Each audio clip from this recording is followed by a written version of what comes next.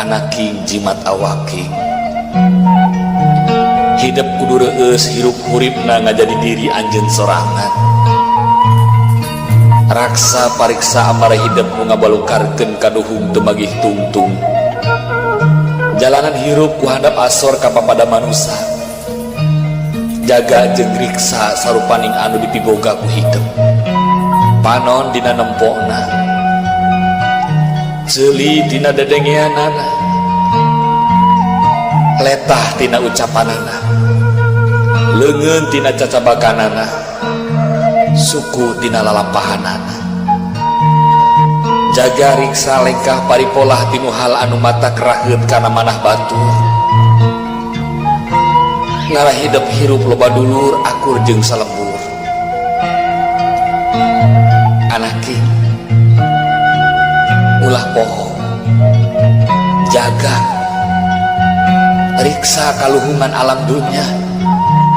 da Gusti anu Maha Suci nyiptakeun alam dunya teh pikeun diropea istoningkeun kahirupan hidup jeung papada umatna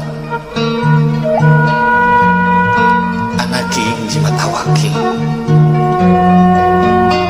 ngajalanan hirup hurip di alam dunya teh teu gampang hidup moal salawasna ngajalanan datarna hirup bakal nincak kana tanjakan jeung pudunan omat hidup ulah kubur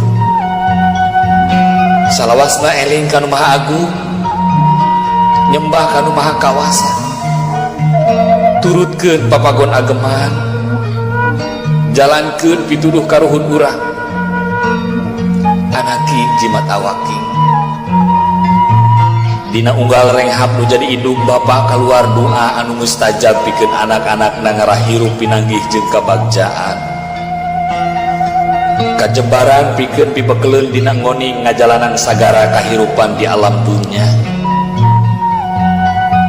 omat anaking hidup kudu silih asah silih asih silih asuh silih kalingakeun nyadiri silih simbeuhnya kadeudeuh deheuskeun duduluran raketkeun babarayaan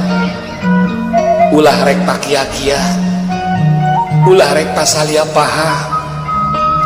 hamo nepi ka papaseaan anaking jimat awaking omat ieu pupujuh keur hirup hurip hidup salawasna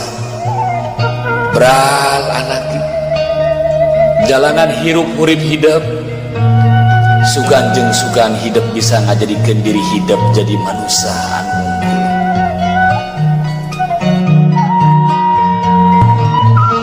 sing semangat jeung ulah epes meer inget pan aya Allah nu salawasna nang tayungan hirup urang dunya teu loba jiga batur tong hariwang jeung aral subaha mending lobakeun ibadah hirup di dunya mah kabeh ge moalilah keun jaga estu Allah bakal ngaganti ku kanikmatan nu taya bandinganana loba jalma nu disanjung pedah dunyana luyuh layah tapi hatena paciweuh jeung kasusah ati pabelit jeung urusan duit hirup loba digogoreng jeung dina nyeri ku batur omat ulah dibales justru eta kasempetan keur nguji hate urang rada nyelekit kanu ati mah jamak karana ge jalma hirup wajar mun ngarasakeun kanyeri ati pan ngeunahna sehat teh ku geus ngarasakeun agering rek kumaha ngarasa ngeunahna hate lamun teu ngarasakeun peurihna hate nyieun kahadean ge sing ati-ati utamakeun kaikhlasan hate mun eueuh maksud ngajak batur kade tong sagala hayang kanyahoan ku batur justru eta nu mawa cilaka geura deukeutan Allah ku jalan ibadah anu khusyuk geura beresan hate ku jalan loba nginget-nginget dosa geura lobakeun kahadian keur bekel jaga urang balik prak geura hitung umur etang yuswa ayeuna sabaraha taun geus loba amal keur bekel jaga di akhirat nah yakin hirup bakal salilana yakin moal balik